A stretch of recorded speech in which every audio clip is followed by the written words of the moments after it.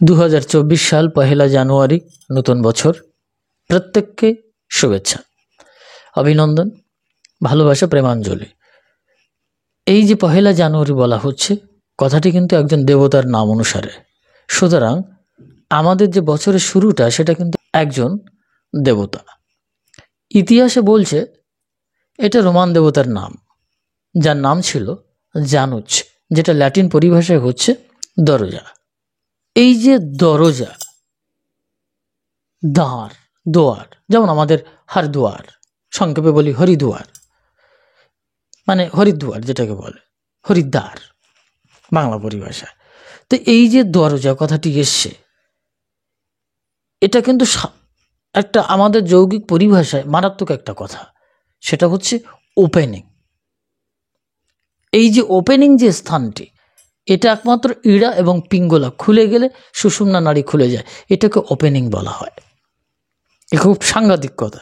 সেই জন্য যখন নতুন বছরের এই বাজি ফাটালাম, হ্যাঁ, শব্দ দূষণ সৃষ্টি করলাম, বায়ু দূষণ সৃষ্টি করলাম, এটা কিন্তু নতুন বছরের জানুস দেবতা, রোমান দেবতা হোক বা যে ইতিহাসের দেবতা হোক না কেন, একজন দেবত্বকে নিয়েই কিন্তু আমাদের শুরুটা হচ্ছে, অর্থাৎ আমাদের ভেতরে দেবত্ব থাকতে হবে। তো এখন প্রশ্ন হচ্ছে 2024 খ্রিস্টাব্দ কেন বলা হচ্ছে? দেখুন, এখানেও কিন্তু একটা পরিমার্জিত রূপ এবং বিশুদ্ধ একটা সত্যগুণ প্রবেশ করেছে। কিরকম? এই খ্রিস্টাব্দ কথাটি কিন্তু 532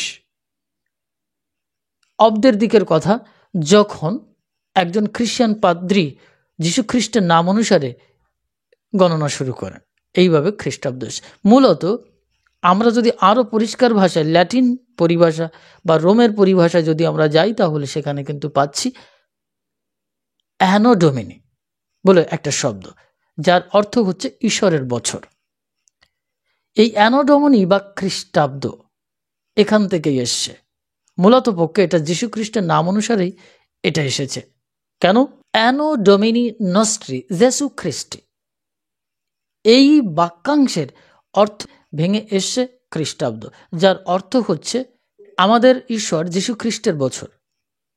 এই যে অ্যানো ডোমিনি নস্ট্রি জেসু খ্রিস্টি, আমাদের ঈশ্বর যীশু খ্রিস্টের বছর, তার মানে এখানে কিন্তু একটা ঈশ্বরের কথা লুক্কায়িত আছে, যেটা হচ্ছে এই পৃথিবীর ইতিহাসে যত সভ্যতা এসেছে, যত অবতার মহাপুরুষ এসছেন, তাদের ভেতরে বলা যেতে পারে এক অন্যতম অবতার পুরুষ, ঈশ্বরের সাকার মূর্তি, সেটা কিন্তু জিসাস খ্রাইস্ট।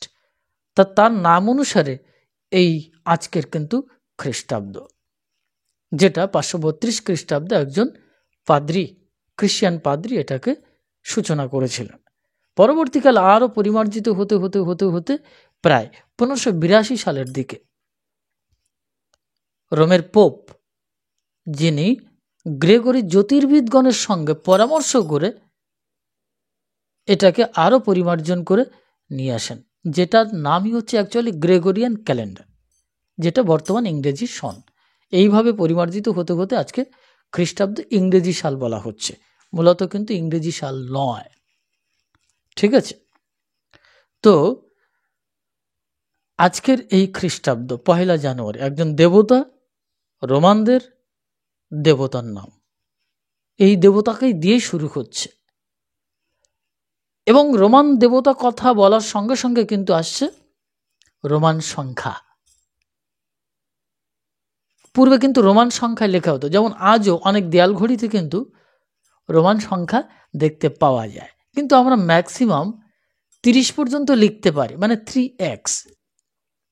এই যে 3টে 10 মিলে 30 হয়, কিন্তু 50 কিসে হয়, 40 কিসে হয়, এটা আমরা জানি না।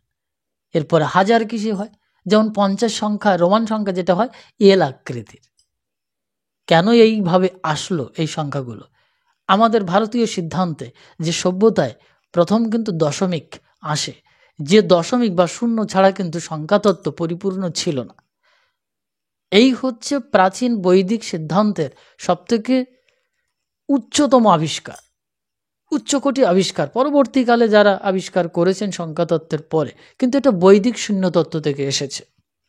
তাহলে এই যে সংখ্যাতত্ত্ব, নিউমেরোলজি, পিথাগোরাসের যে সিদ্ধান্ত, সংখ্যাতত্ত্ব, নানান কিছু এইভাবে আসছে, এগুলো কিন্তু অবাঞ্ছিত কথা নয়, সম্পূর্ণ সঙ্গত কথা। এই জন্য জ্যোতির্বিদ্যা কিংবা জ্যোতির্বিজ্ঞান কি অ্যাস্ট্রোফিজিক্স, হ্যাঁ, এই যে জ্যোতিষতত্ত্ব কিংবা এই যে আমাদের যে হস্তরেখা তত্ত্ব, এগুলো কিন্তু সবই সংখ্যাতত্ত্বের ভেতরে গিয়ে পড়ে বলা যেতে পারে। কেন বলা হচ্ছে?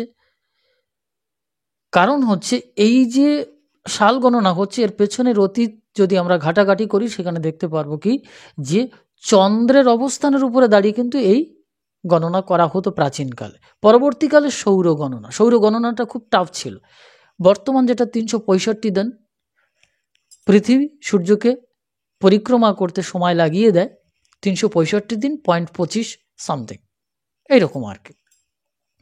তো সেটা আমরা 365 দিন বা 366 দিন ধরি। তো এটা সৌর গণনা, অর্থাৎ বর্তমান যে গণনা চলছে এটা সৌর সন সাপেক্ষে এটা এসছে। তো চন্দ্রে অবস্থান, এই চন্দ্র অবস্থান যখন চন্দ্র উদিত হওয়ার সময়টাকে বলা হতো ক্যালেন্ডস, আর যখন চন্দ্র পূর্ণরূপে উঠে যেত সেটাকে বলা ইডেস, এইভাবে এসেছে। তো এইভাবে 6টা ঋতু সূর্যকে কেন্দ্রায়িত করে এই 6টা ঋতুকে তখন গণনা করা হতো। এই যেমন বসন্ত ঋতুকে বিশেষভাবে গুরুত্ব দেওয়া হতো এবং বছরের প্রথম মনে করা হতো বসন্তকে। এই যে শীতকালে রুক্ষ অবস্থা, যেটা গাছের পাতা ঝরে পড়ে যাচ্ছে, এগুলো সব কিছু একটা বিনাশিত রূপ মনে করে আবার নূতন যখন পত্রপল্লব গজিয়ে উঠছে, প্রকৃতিতে সুন্দর একটা ফুল পুষ্প পত্রপল্লব এভাবে বা উত্থিত হচ্ছে, আবার জন্ম নিচ্ছে, একটা সুন্দর প্রকৃতির জন্ম নিচ্ছে, এটা তখন প্রাচীন ইতিহাস থেকে চিন্তা করা হতো যে এটা একটা নতুন বছর, দারুণ একটা ব্যাপার। তো এইভাবে পর্যায়ক্রমিক ধারায় আদিম সভ্যতা থেকে এইভাবে গণনা পদ্ধতি এসেছে। মিশরীয় সভ্যতা, মেসোপটেমীয় সভ্যতা, আমাদের বৈদিক সভ্যতা, এইভাবে সংমিশ্রিত হতে হতে হতে হতে এসে গেছে আজকের একটা পরিমার্জিত রূপ, 365 দিন, 6টা ঋতু, 12টা মাস। এই সংখ্যাতত্ত্বগুলো কিন্তু বৈদিক সভ্যতার যুগে ছিল। এটা যারা অনুসন্ধান করবে তারা জানতে পারবে। বেদে, ঋগ্বেদে পরিষ্কার বলা আছে, 6টা ঋতুর কথা বলা আছে, 12টা মাসের কথা উল্লেখ করা আছে আমাদের পৌরাণিক সিদ্ধান্তে। এটা অনেক সুপ্রাচীনকালের কথা। তা এই সংখ্যাগুলো কেন আসলো? এখন ব্যাপারটা আমরা বুঝতে পারলাম যে নিউ হ্যাপি ইয়ার, ব্যাস জানুয়ারি। হ্যাঁ, অবশ্য এটা অনেকে আবার মনে করেন জানুয়ারের সঙ্গে বিশেষ সম্পর্ক। তো এই যে জানুস দেবতা আর জানোয়ার খুব জানোয়ার অবশ্য বাংলা পরিভাষা, হ্যাঁ, তো হিন্দি পরিভাষা কখনো কখনো জানোয়ার ভি কাইতে। তো যখন কেউ এই দেবত্ব ভুলে যায় তখন সে জানোয়ারে পরিণত হতে পারে, তার জীবনটা শুরু হতে পারে জানোয়ারত্ব দিয়ে, পশুত্ব দিয়ে। এটাও হয়, যেমন বর্তমান সভ্যতাতে কিন্তু এটাই চলছে, আনন্দের নামে যেটা চলছে, ভগ্নাংশ, ভাগাভাগির ব্যাপারটা চলছে, দূষণের ব্যাপারটা চলছে। দূষণ হচ্ছে, শব্দ দূষণ হচ্ছে, বাজি ফাটাবাটি হচ্ছে, হ্যাঁ, বায়ু দূষণ হচ্ছে। হঠাৎ করে মনে করুন আজকে পয়লা জানুয়ারিতে, পয়লা জানুয়ারিতে ভোর 5টার দিকে একটা বাচ্চা সন্তানের জন্ম হয়েছে, কি রাত্রি 12টা, জাস্ট 12টা 1 মিনিটে একটা সন্তানের জন্ম হয়েছে। আপনি কি করলেন? তার বাড়ির পাশে এসে এরকম বড় বড় বোমের মতো, যখন দ্বিতীয় বিশ্বযুদ্ধের সময় যে অ্যাটম বোমটা ফাটানো হয়েছিল, একসঙ্গে যে পরিমাণ যে বাজি ফাটানো হয় তা একটা অ্যাটম বোমের প্রায় সমান সমান বলা যেতে পারে, তো ফাটিয়ে দিচ্ছেন। তো বাচ্চা সন্তানটির যে নিউরন কোষগুলো, যে সার্কিটগুলো কীভাবে জন্ম নেবে? তার দেবত্ব হারাবে না? ভাইব্রেশনটা নষ্ট হবে না? কার্ডিয়াক রিদিম নষ্ট হবে না? সুতরাং সংখ্যাতত্ত্ব জানতে হবে, সৃষ্টিতত্ত্ব জানতে হবে। এই জন্য আমাদের বৈদিক সিদ্ধান্তে কিন্তু 3টে ভাগ এসছে: সৃষ্টিতত্ত্ব, ব্রহ্মতত্ত্ব আর যজ্ঞতত্ত্ব। এই যজ্ঞতত্ত্বের ভেতরে কিন্তু ডিভাইস আছে, যন্ত্র আছে।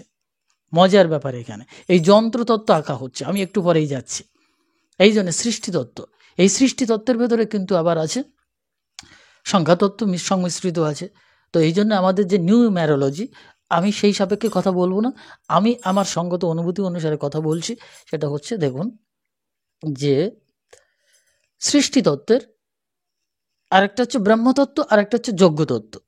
আমাদের হিন্দু সনাতন ধর্মের যে বৈদিক সিদ্ধান্ত, সেটাকে 3 ভাগে ভাগ করা হয়েছে, 3 ডিস্টিংক্ট ফিলোসফিক্যাল থিওরিজ। ঠিক আছে, এটার্নাল হিন্দু রিলিজিয়ান, এই 3 ভাগে বিভক্ত। আমরা আজকে সংখ্যাতত্ত্বের আলোচনা করব, আর এই বছরটি আপনার জীবনে কেমন যেতে পারে, এই 2024 সালটি শুভ না অশুভ। যদি বলেন যে এটা যদি শুভ হয় তাহলে কারোর জীবনে কি খারাপ কিছু ঘটবে না? খারাপ কিছু ঘটতে পারে, কিন্তু যে ভাইব্রেশনটা চলছে সেই ভাইব্রেশনটার সঙ্গে যদি আপনি সঙ্গতি রেখে চলার চেষ্টা করেন, নিশ্চিত সেটা আপনার জীবনে সুন্দর শুভময় হতে পারে। তো আমরা সহজ একটা পরিবেশে চলে যাব। দেখুন এখানে 2 সংখ্যা পাচ্ছি।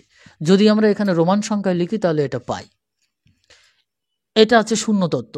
আর এটা যদি আমরা লিখি তাহলে আমরা এখানে রোমান সংখ্যা 2টো দাগ পাই, যেটা সমান্তরাল চিহ্ন। আর এটা যদি আমরা এখানে লিখি তাহলে আমরা পাই এটা হচ্ছে রোমান সংখ্যা। ব্যাস,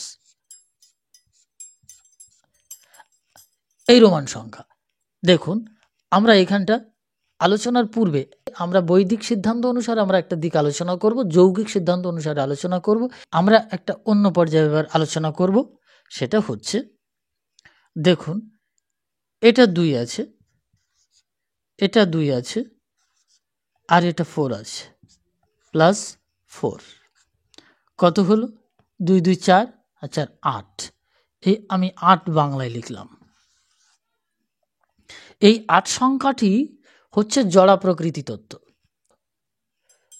আর এর সঙ্গে যখন 1 যুক্ত হয় এটা হচ্ছে পরাপ্রকৃতি তত্ত্ব। পরাপ্রকৃতি তত্ত্ব কেন? টোটাল জড়া প্রকৃতি তত্ত্বকে কেন্দ্রায়িত করে একটা সত্তা রয়েছে, সব কিছু মিলিয়ে একটা। ওই একটা হচ্ছে একক অবস্থায় আছে, যেই জন্য যুক্ত করেছে। তাহলে হয় হচ্ছে 9। এই 9 হচ্ছে ব্রহ্মবাচক শব্দ। এই 8 দেখবেন 18টি অধ্যায় শ্রীমদ্ ভাগবত গীতার। এই যে 18 সংখ্যাটি এসছে, এই 18 সংখ্যা হচ্ছে 8 যুক্ত 1 নবম সংখ্যা, হচ্ছে ব্রহ্মবাচক শব্দ। 8 জড়া প্রকৃতি তত্ত্ব। এদিক থেকে আমরা গেলাম।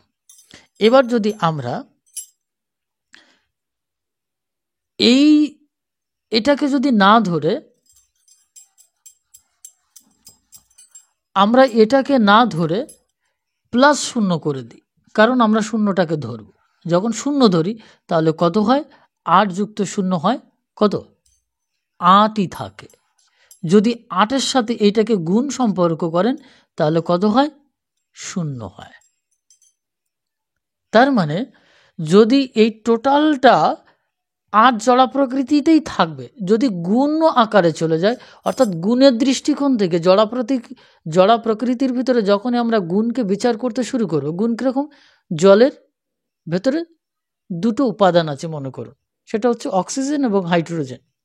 এবার আপনি টোটাল সমুদ্রের জল পরিমাপ করতে পারছেন না, কিছু করতে পারছেন না, তখন কি করবেন?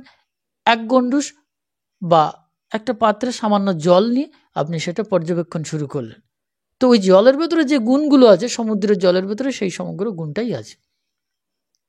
কিন্তু ওই 1 গণ্ডূষ জল কিন্তু সমুদ্র নয়।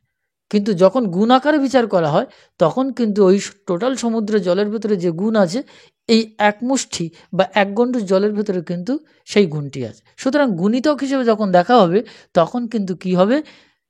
এই জড়া প্রকৃতি তত্ত্ব শূন্যে বিলয়প্রাপ্ত হচ্ছে, তো ব্রহ্মে লীন হচ্ছে। তার মানে এই 2024 সাল ব্রহ্ম সাল। আবার এই 2024 সাল টোটাল জড়া প্রকৃতি তত্ত্ব। আবার এর সঙ্গে যখন 1 যোগ হচ্ছে, অর্থাৎ টোটালটাকে নিয়ে হচ্ছে 1 পরাপ্রকৃতি তত্ত্ব, যেখান থেকে এই 8টা প্রকৃতি তত্ত্ব এসছে। তার মানে কি হয়ে যাচ্ছে? 9 হয়ে যাচ্ছে। আরেকটা হচ্ছে 9। এই 9 হচ্ছে ব্রহ্মবাচক। যদি সংখ্যাতত্ত্বের দৃষ্টিকোণ থেকে দেখা হয় তাহলে সর্বোচ্চ যে সংখ্যা সেটা কিন্তু সংখ্যাতত্ত্বের দৃষ্টিকোণ থেকে 1 পর্যন্ত 10 ধরা হয়, কিন্তু মূল সংখ্যা কিন্তু 9। এই 9 কিন্তু ব্রহ্মবাচক বলা হচ্ছে, 9কে ব্রহ্মবাচক বলা হয়েছে। তাহলে এটা হচ্ছে ব্রহ্মবাচক বছর, আবার নিরাকার তত্ত্বে ব্রহ্ম বছর, আবার জড়া প্রকৃতি তত্ত্বের বছর, যেখানে সমগ্র জড়া প্রকৃতি জাগ্রত অবস্থায় রয়েছে। যদিও 2024 সালের থেকে 2025 সাল আরও ঘনীভূত এক সুন্দর অবস্থা আসছে। অনেকে ভাববেন কলিযুগ ইনি এরকম কেন বর্ণনা করছেন? শাস্ত্রে বলা হয়েছে, দেখুন কলিযুগ সত্যযুগ সবসময় চলছে, তার ভেতর থেকে আমরা ইন্টারনাল জগতের কথা বলছি, যেটা সংখ্যাতত্ত্বের ভেতরে বিদ্যমান। এইবার আমরা একটা জিনিস দেখব। এবার আমরা এখানে যোগ আকারে দেখেছি, আমরা 2-এর সঙ্গে দেখব। 2 গুণ 0 কত হলো? 0। আবার এই শূন্যের সঙ্গে আবার যদি 24 বা 2 গুণ 4 যদি আমরা গুণ করি তাহলে কত হচ্ছে? 0 হয়। শূন্যের সাথে যা গুণ করবেন 0 হয়। টোটালি যদি এই সংখ্যাগুলোকে আমি একত্রিত করে গুণ করে দিয়ে এই শূন্যের সঙ্গে আবার গুণ করি তাহলে হয় 0, অর্থাৎ 0 বছর। এই 0 মানে কিন্তু আমি বারবারই বলছি 0 মানে নেই, এটা নয়। এই 0 মানে হচ্ছে ব্রহ্মবাচক, ব্রহ্ম সাল, ব্রহ্ম সন। এবার যদি আমরা ভাগ আকারে দেখি তাহলে আমরা 2কে যদি ভাগ দেই 0, 2 ভাগ 0, তাহলে কত হয়? ইনফাইনাইট হয়। এটার সঙ্গে কিন্তু ভাগ করা যায় না। যদি আপনি এবার টোটালটাকে এবার কি ভাগ করেন, 2 এর সঙ্গে 2কে ভাগ করেন, 1 হবে। 2 এর সঙ্গে 2কে ভাগ করুন, 1 হবে। আবার 2 এর সঙ্গে 4কে ভাগ করুন, যেদিক থেকে ভাগ করুন, এবার 2 হবে। এইবার 2কে 1 দিয়ে ভাগ করুন, সেটা কি হবে? 2 হবে। এইবার এই 2কে আবার 0 দিয়ে ভাগ করুন, আবার তাই ইনফিনাইট। তাহলে আলটিমেটলি এখানে দাঁড়াচ্ছে কি, এই শূন্য তত্ত্বে পৌঁছাচ্ছে। অর্থাৎ এটা ব্রহ্ম বছর। এর সঙ্গে যে 365 দিন যোগ করতে করতে করতে করতে কিন্তু এখানে এসছে। এটা কিন্তু সম্পূর্ণ সৌর গণনা। এটা সৌর গণনা। পৃথিবী কতটা পরিক্রমা করছে, এই পরিক্রমার সময় ধরে আজকে কিন্তু এই জায়গাটায় এখানে এসে পৌঁছেছে। এটা যদি সংখ্যাতত্ত্বের দৃষ্টিকোণ থেকে দেখা যায় তা সেটা শুধুই কিন্তু কাল্পনিক নয়।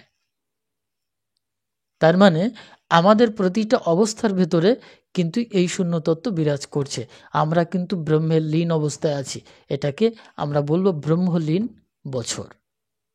আমরা ব্রহ্মলীন অবস্থায় আছি। আমরা কেউ পাপী নই, কেউ তাপী নই।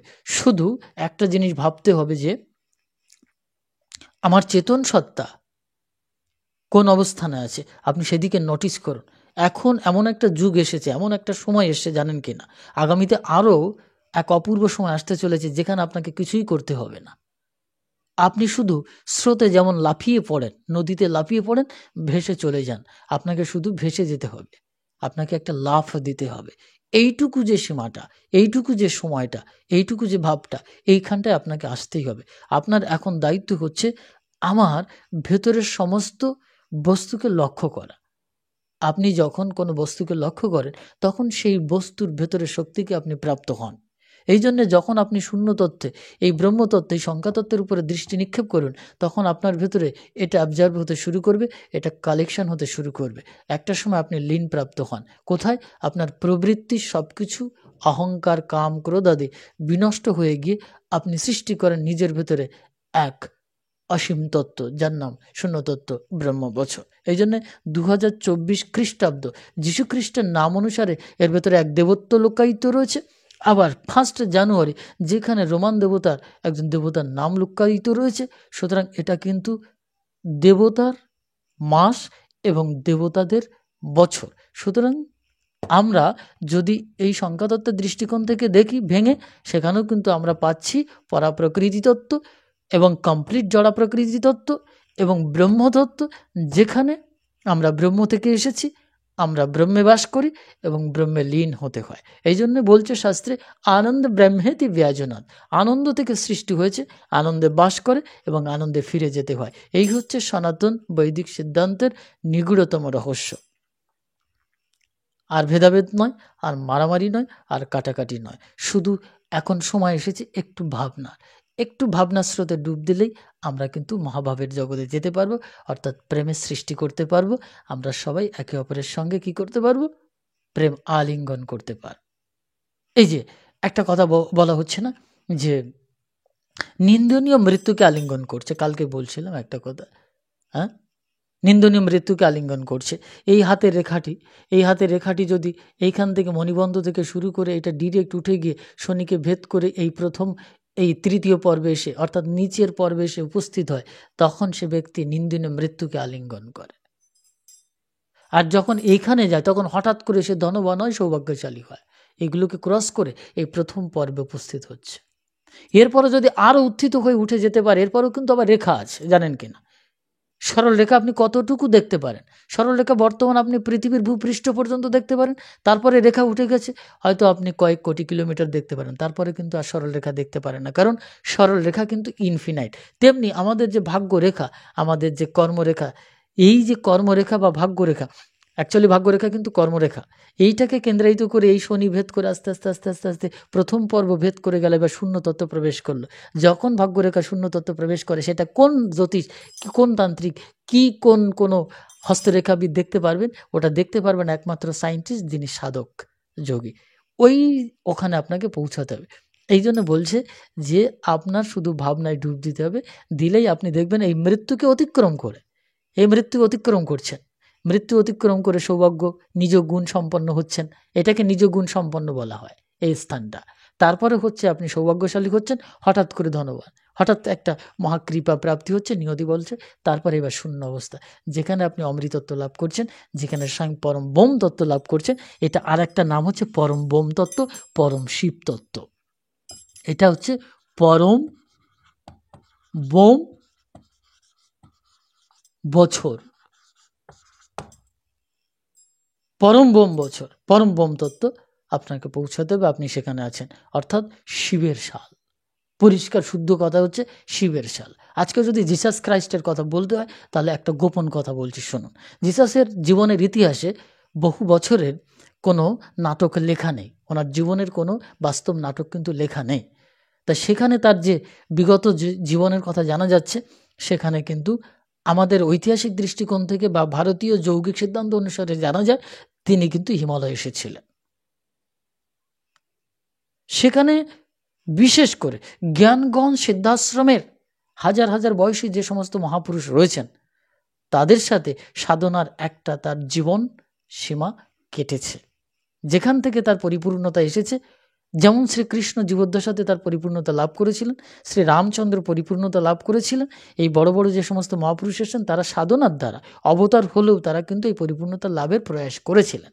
ঠিক সেই প্রক্রিয়া জিসাস ক্রাইস্ট ভগবানের অবতার হলেও, কি ভগবান বা ঈশ্বর হলেও, তিনি কিন্তু এই হিমালয়ের উচ্চবর্তী স্থানে এসে সাধু সংসর্গে এবং সেখানকার যে মহাপুরুষ মহাযোগীদের স্পর্শে গিয়ে সাধনার দ্বারা সেখানে পরিপূর্ণতা লাভের পরে গিয়ে ইউরোপ কান্ট্রিতে বা রোমান ইতিহাসে গিয়ে বা জেরুজালেমে গিয়ে বা নাসরাতের একজন বিখ্যাত ব্যক্তিতে পরিণত হলেন, তিনি জিসাস ক্রাইস্ট। তাহলে বোঝা যাচ্ছে যে আমাদের ভারতীয় সিদ্ধান্তের দর্শনের ভেতরে যেটা এসেছে, সেটা কিন্তু পরম বোম তত্ত্ব, শিব তত্ত্ব, যেটা হিমালয়ের সাথে কৈলাসের সাথে সম্পৃক্ত,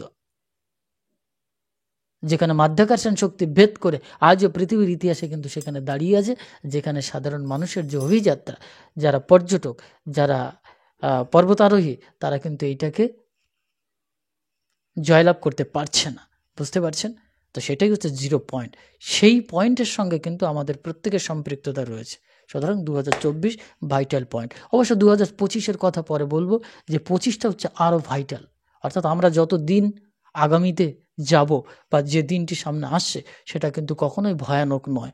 আমি বলছি সৃষ্টিতত্ত্বের এবং মহাপুরুষদের সিদ্ধান্ত অনুসারে বলছি, এটা কিন্তু মহাযুগ আসছে এবং অখণ্ড মহাযোগ আসবে। এসব তত্ত্বের ব্যাখ্যা পরে বলবো। আজকে এই পর্যন্ত, সবাইকে শুভেচ্ছা রইল।